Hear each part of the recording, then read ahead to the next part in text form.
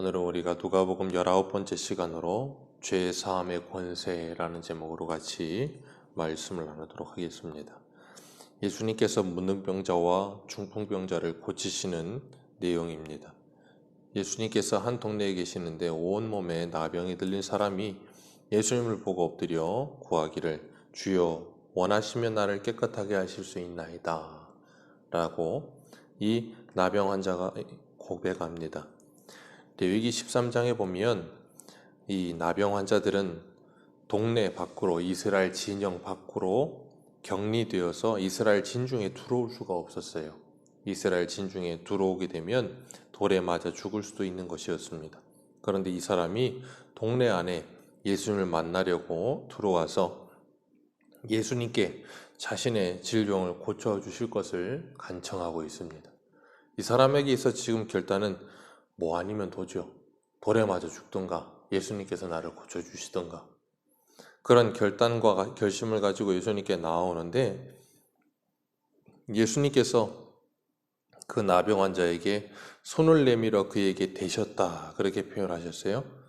그러면서 13절에 보면 내가 원하노니 깨끗함을 받으라 라고 말씀하시자 곧바로 나병이 떠나갔다 라고 말씀하고 계십니다. 예수님께서 그 나병 환자에게 손을 대세요. 그리고 나병이 떠나갔다 그렇게 표현하시는데 그 말씀을 하시고 그 병을 고쳐주시고 나서 예수님께서 14절에 곧바로 그 나병 환자에게 경고하시기를 아무에게도 이르지 말고 가서 제사장에게 내 몸을 보여 깨끗하게 됨을 입증하라 그렇게 말씀하셨어요. 예수님께서 병자들을 고치시고 귀신을 쫓아내실 때 말씀으로 고치시기도 하고 손을 대시기도 합니다. 어느 쪽에서는 그냥 말씀만 하실 때도 있고 직접 터치하시기도 하는데 이 나병은 이 율법의 레위기에 보면 부정한 병이에요. 그래서 그 나병이 있는 사람에게 접촉하거나 그 나병 환자가 앉았던 것이나 아니면 추려 있던 여인이 앉았던 곳에 앉으면 그도 부정하게 되어서 하루 종일토록 부정하게 됩니다. 그런데 이 예수님께서 이 나병 환자에게 손을 대셨어요. 그러면 율법대로라면 예수님은 나병 환자에게 손을 대셨으니까 어떻게 돼요? 부정한 자가 되는 거예요. 예수님께서 이 모습을, 이 퍼포먼스적인 모습을 보여주시면서 뭐 하시는 건가 하면 예수님의 구원이 무엇인지를 분명히 보여주시는 거예요. 나병 환자인 부정한 자에게 예수님이 손을 대시어서 그 부정한 자가 곧 그 부정함에서 노임을 받았어요. 그리고 그는 깨끗하게 되어지고 예수님은 부정을 입게 되는 거예요. 그것을 통하여서 예수님께서 이 전가에 대해서 말씀하시는 거예요.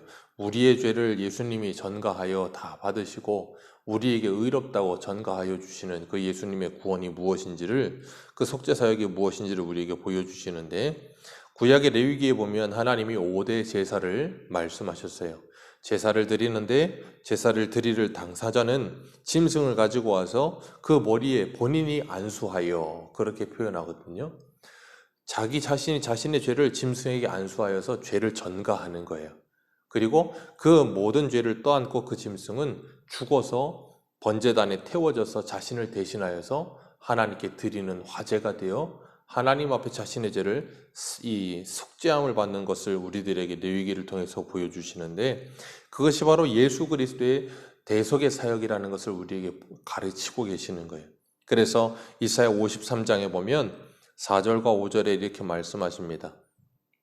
그는 실로 우리의 질고를 지고 우리의 슬픔을 당하였거늘 우리는 생각하기를 그는 징벌을 받아서 하나님에게 맞으며 고난을 당한다 하였노라. 그가 찔림은 우리의 허물을 인함이요 그가 상함은 우리의 죄악을 인함이라. 그가 징계를 받음으로 우리가 평화를 누리고 그가 채찍에 맞음으로 우리가 나음을 입었느니라. 아멘. 그 예수 그리스도께서 우리의 질고를 지시고 우리의 슬픔을 당하셨다. 그렇게 말씀하고 계세요. 이 말씀처럼 예수님께서 이 나병 환자의 질병을 몸에 짊어지시고 이 나병 환자를 위하여 예수님께서 그 모든 고통과 괴로움을 십자가에 지고 가신다는 것을 그림적으로 표현하고 계시는 겁니다. 그러면서 예수님께서 고침받은 자에게 14절에 경고하세요. 이유는 하나입니다. 아무에게도 이르지 말라는 거예요. 아니 생각해 보세요. 예수님을 만나서 일평생 고쳐지지 않던 나병이 고침을 받았어요. 그러면 얼마나 기쁘겠어요. 이 사람에게 있어서는, 그 나병 환자에게 있어서는 자신이 구원함을 받은 거예요. 일평생 묶여있던 나병이라는 병에서 구원함을 받은 겁니다. 그러면 예수님에게 가서, 모든 사람들에게 가서 다 그거 말하고 싶지 않겠습니까? 제일 먼저 아마 진 밖에 있는 나병 환자들에게 달려가서 내가 예수 만나고 나병에 고침받았다고, 너희들도 예수 만나라고 대번에 말하고 싶을 겁니다. 그런데 예수님께서 그러지 못하도록 경고하세요. 왜 그런가 하면 예수님에 대한 잘못된 인식을 가지게 될 것을 예수님은 이미 우려하신 거예요. 분명히 예수님께서 이 땅에 오셔서 예수님이 하셔야 될 일이 있으셨어요. 4장 43절에도 말씀하시는 것처럼 하나님의 나라의 복음을 전하여야 하리라. 나는 이 일을 위해 보내심을 받았다. 나는 하나님의 나라의 복음을 전하기 위해 보내심을 받았지 병 고치기 위해 이 땅에 보내심을 받은 존재가 아니다라는 거예요. 그런데 사람들은 이 나병 고침 받은 사람 대번에 가면 뭐 하겠어요? 예수님 믿으면 나병 낫는다. 그 말부터 하게끔 되어 있어요. 예수님은 그게 이 땅에 오신 목적이 아닌데 사람들은 전부 다 거기에 포커스가 맞춰지는 거예요. 그래서 예수님께서 이 요한복음 6장에서 오병이어의 표적을 일으키셨을 때도 수많은 사람들이 예수님을 왜 따라갔어요? 떡과 물고기 먹으러 따라갔어요. 3년 6개월을 같이 했던 제자들도 여전히 예수님을 육체대로만 알았어요. 그러니 이 땅에서 우리들을 구원하실 분이라는 생각밖에 같지가 않는 거예요. 그건 성령이 오시기 전에는 절대 벗어지지 않아요. 그래서 제자들도 3년 6개월 동안 있으면서도 그게 변하지 않았어요. 그런데 오순절날 성령이 임하시고 나죠? 그들이 인생이 변하는 거예요. 그래서 성령이 오셔서 하시는 제일 첫 번째 사역이 뭐라 그랬어요? 예수님의 모든 말씀을 가르치시고 생각나게 하신다. 그 말씀이 무엇인지를 깨닫게 하시는 거예요. 그러지 않으면 절대 예수를 만날 수 없어요. 그래서 이 15절 말씀에 보면 오늘 본문 15절 같이 읽습니다. 시작.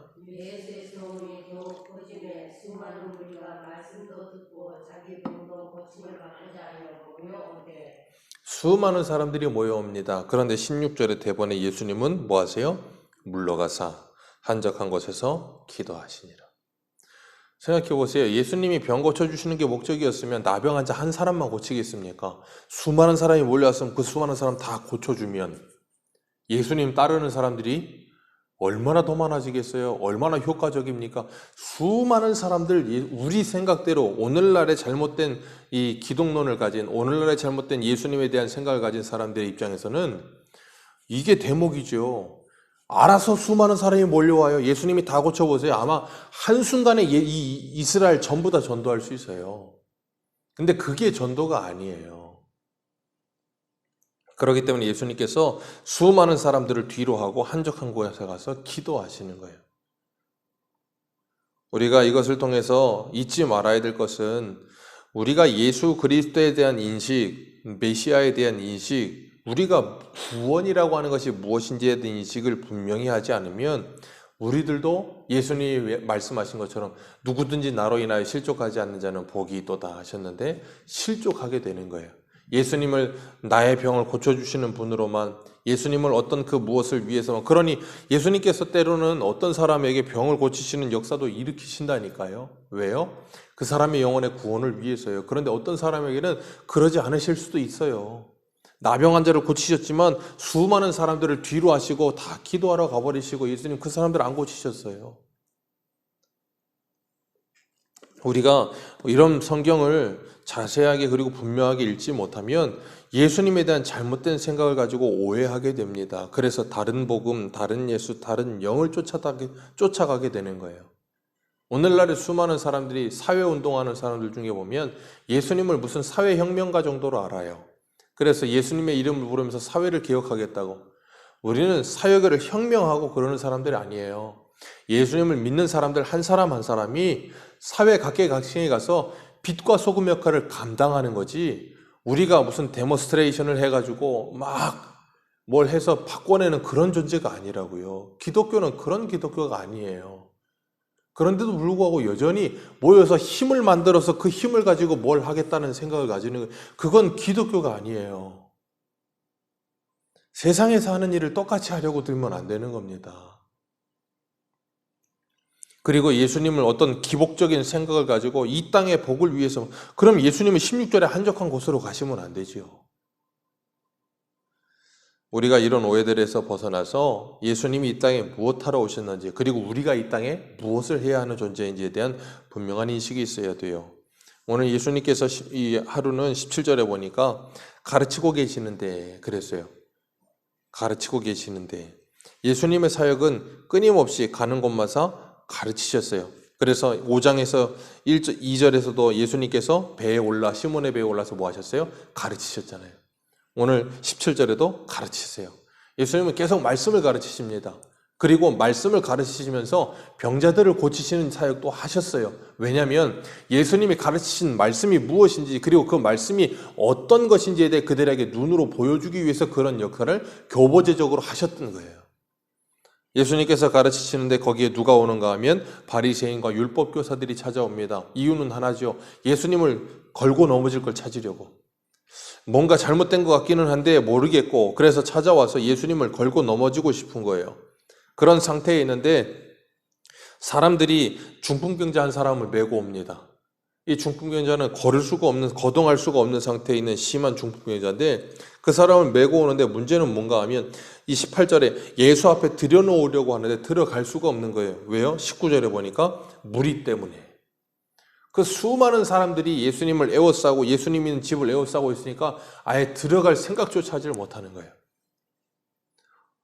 우리가 이런 모습을 보면 참 안타까운 모습일 때가 있는데, 그것이 무엇인가 하면 이렇게 병자가 지금 예수님을 만나러 오는데도 불구하고 사람들이 그 사람을 비켜주질 않아요. 그 길을 터주질 않아요. 왜요? 그 병자가 아파서 침상에 누워있든지 말든지 내가 더 중요한 거예요. 그러니까 흔히 그런 말 하잖아요. 다른 사람이 죽을 병에 걸린 것보다 내가 걸린 감기가 더 아프다고. 그러니까 내가 감기 걸려서 아파 죽겠으니 이 옆에 있는 사람이 어떻게 돼 있든 말든 상관하지 않는 거예요. 그게 뭐예요? 이기주의죠. 이런 이기적인 모습이 오늘날 교회와 성도들에게는 없는지 우리가 한번 생각해 봐야 합니다. 세상 사람들도 세상법으로 아예 법을 만들었어요. 길에서 앰뷸런스가 지나가는데 비켜주지 않으면 그거 법으로 처벌해요. 소방차가 저 불난 곳에 가서 불을 끄기 위해서 가는데 비켜주지 않으면 처벌합니다. 왜요? 사람들이 안 비켜주니까 그렇게 안 하면. 당연히 비켜줘야 되는 것 아닙니까? 사람이 죽어가는데, 저 불에 타서 사람이 죽을 수도 있는데 그런데도 안 비키는 거예요. 그러니까 아예 법으로 만들잖아요. 이 사람들도 예수님 앞에 와서 예수님을 만나겠다고 온 사람들이 비켜주질 않아요. 그러니까 어떻게 해요? 그 사람을 메고 지붕으로 올라갑니다. 그리고 기와를 뜯었다 그랬고, 예수님 계신 곳으로 이 사람을 매달아서 내린 거예요. 그랬더니 20절 말씀 우리 같이 읽겠습니다. 시작.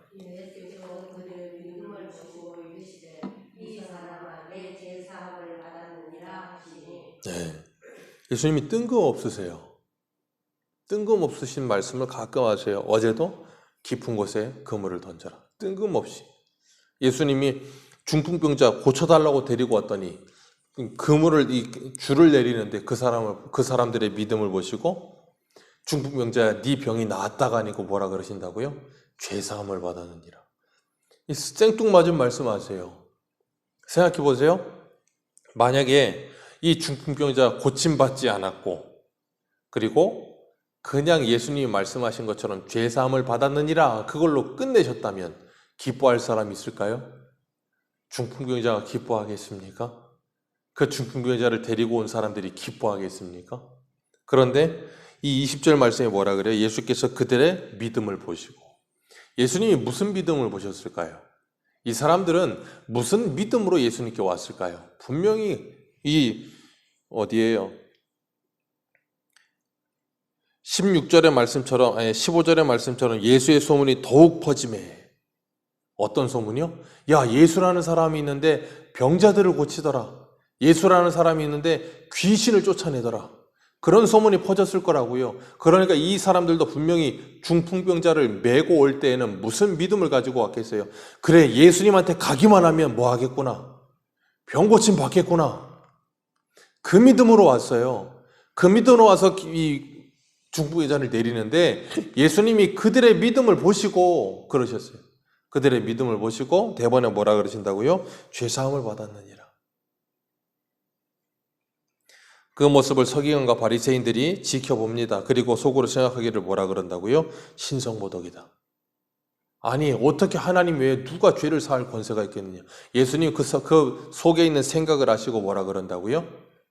오늘 본문 23절 말씀 같이 읽겠습니다. 시작. 내 죄사함을 받았느냐 하는 말과 일어나 걸어가라 하는 말이 무엇이 쉽겠느냐. 네. 그들이 대답을 못해요. 이유는 하나죠. 둘 다 사람이 할 수 없는 영역이에요. 아니 걸을 수도 없는 중풍병자를 고치는 일과 죄사함을 주는 그 역사, 둘 다 사람이 할 수 있는 일이 아니에요. 그러니까 아무 말도 못합니다. 그랬더니 예수님께서 이 말씀하세요. 인자가 땅에서 죄를 사하는 권세가 있는 줄을 너희에게 알게 하리라. 내가 죄 사하는 권세를 가지신 분이라는 걸 너희들에게 알게 하겠다. 그리고 나서 하신 말씀이 뭔가 하면 중풍병자에게 이렇게 말씀하세요. 내가 네게 이르노니 일어나 내 침상을 가지고 집으로 가라. 예수님이 처음부터 이 말씀하셨어야 정상이에요. 그죠? 근데 그 말씀 안 하시고 죄사함을 받았느니라 그러신단 말이에요. 그 이유가 뭐라고요? 바리새인 서기관들과 거기 있는 사람들에게 다 보이시기 위해서 뭘 하려고요? 나 여기 병 고치러 온 거 아니고 죄사함의 권세를 가지고 너희들을 그 죄와 사망에서 건져주기 위해 이 땅에 왔다를 알려주시기 위해서. 그리고 나서 예수님이 뭐라 그러신다고요?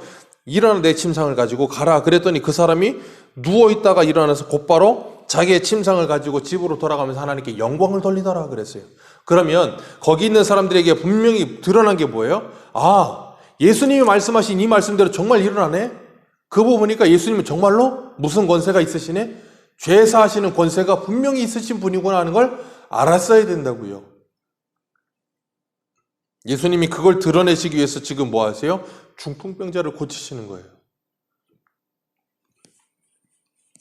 그걸 드러내시기 위해서. 그들의 잘못된 믿음을 고쳐주시기 위해서.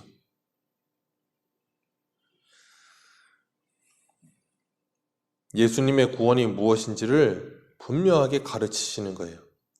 우리의 신앙생활은 본질적인 것입니다. 우리의 신앙생활은 바른 지식이 있어야 합니다.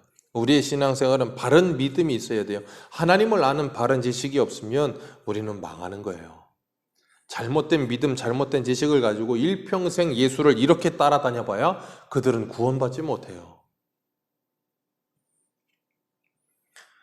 오늘 우리들은 모두가 다 죽을 병에 이르는 사람들입니다. 우린 다 죽을 병에 걸려 있어요. 그래서 사람은 모두 다 죽습니다. 하나도 빠짐없이 다 죽어요. 아무리 병을 고침받아도 죽었다가 살아나도 다시 죽고 병 고침을 받아서도 죽습니다. 인간의 근원적인 질병은 죄예요. 그 죄로 말미암아 사망이 찾아왔잖아요. 그렇기 때문에 어느 누구도 그 죄의 문제를 해결하기 전에는 사망에서 벗어날 수가 없는 거예요. 그래서 예수님이 뭐 하셨어요? 그 죄의 문제, 근본적인 질병인 죄의 문제를 해결하기 위해 오신 거예요. 그렇기 때문에 예수님께서 그 죄 사함을 통하여 그들에게 영생을 주시라는 것을 믿는다는 뭐하고요? 영원히 살겠고, 믿지 않는 자는 뭐예요? 영원히 죽는 거예요. 그래서 로마서 8장에 오면 1절과 2절에 그러므로 이제 그리스도 예수 안에 있는 자에게는 결코 정죄함이 없나니 이는 그리스도 예수 안에 있는 생명의 성령의 법이 죄와 사망에서 너를 해방하였음이니라. 이 문제가 해결된 사람들은 죽음에서 해방된 거예요. 그래서 히브리서 11장에 보면 더 좋은 부활을 얻고자 하여 심한 고문을 받되 구차히 풀려나기를 원하지 아니하였으며 조롱과 채찍뿐 아니라 결박과 옥에 갇히는 시련도 받았으며 돌로 치는 것과 톱에 켜는 것과 시험과 칼로 죽임을 당하고 얌과 염소의 가죽을 입고 유리하여 궁핍과 환난과 학대를 받았으나 이런 사람 세상이 감당하지 못하느니라. 왜요? 인간의 근원적인 질병인 그 죄의 문제를 해결함을 받았어요. 그 사망의 문제를 해결함을 받았어요. 이제는 살아도 주를 위해, 죽어도 주를 위해. 왜요? 죽은 자는 살아날 것이요 살아있는 자는 영원히 죽지 아니하리라. 예수님 요한복음 15장에 말씀하셨잖아요. 11장에. 그 문제가 해결이 된 거예요. 예수님은 그 문제를 위해서 오셨어요. 하나님의 나라의 복음이 바로 그거예요. 너희들의 죄의 문제가 해결되었느니라. 그 복음을 받아들이고 나면 기쁨이 넘치는 거예요. 왜요? 내가 내 인생의 모든 질병, 내 인생의 모든 문제가 다 어디서부터 온다고요? 죄. 그 근본적인 문제가 해결된 거예요. 그리고 나면 인생은 기쁨이 찾아오는 겁니다. 그 죄사함 때문에. 주님께서 우리들에게도 말씀하셨어요. 너희들에게 죄사함의 권세를 주었느니라. 요한복음 20장 23절에 이렇게 말씀하세요. 너희가 누구의 죄든지 사하면 사하여질 것이요 누구의 죄든지 그대로 두면 그대로 있으리라. 로마 카톨릭은 이걸 가지고 이 구절을 들어서 자신들이 사도들의 후손들에서 자신들이 죄사하는 권세를 가졌다 이야기하죠. 그래서 고해성사를 신부에게 하잖아요. 신부가 죄사하면 사해지는 거예요. 이 말씀 그런 말씀 아닙니다. 제가 예전에 요한복음 강의할 때도 말씀을 드렸었는데 이 말씀은 죄사함의 권세를 가진 예수 그리스도를 전하는 거예요. 죄사함의 권세를 가진 예수 그리스도를 전하여 그들이 그 복음을 우리가 전한 하나님 나라 복음을 듣고 그들이 믿으면 예수 그리스도로 말미암아 그들이 뭐예요? 죄사함을 받는 거예요. 그런데 우리들이 전한 그 복음을 믿지 않으면 그들의 죄는 사하여지지 않는 거예요. 우리가 뭘 사하고 사지 않고가 아니고 우리는 그 죄사함의 권세를 가진 예수 그리스도를 전하는 거예요. 그럼 믿으면 사함을 받고 믿지 않으면 그대로 심판을 받는 거예요. 오늘도 이런 믿음으로 예수 그리스도를 따르며 우리가 이 세상을 살아가면서 이 죄의 문제로 말미암아 파생된 모든 죄의 결과들로 드러나는 현상들의 고통과 괴로움 가운데 있는 이들에게 하나님의 나라의 복음을 전하는 거예요. 예수 그리스도를 믿으라. 그리하면 너와 내 집이 구원을 얻을 것이다. 그 모든 고통과 괴로움 속에서 건짐을 받을 것이다. 그건 뭐라고요? 이 땅의 문제가 풀려지는 것은 아니라고요. 히브리서 11장에 그래서 뭐라고 한다고요? 더 좋은 부활을 위하여 구차히 목숨을 구걸하지 아니하였으며 톱에 켜며 불에 살라지며 그런 일을 당하여도 죄사함의 권세를 받았기 때문에 죄사함의 은혜를 받았기 때문에 뭐예요? 그 모든 걸 넉넉히 이기는 거예요. 이 세상을 이기는 이김은 그것이니 너희의 믿음이니라. 우리가 이 복음을 전할 수 있는 복된 하나님의 사람들 되시기를 주님의 이름으로 축복합니다. 기도하겠습니다.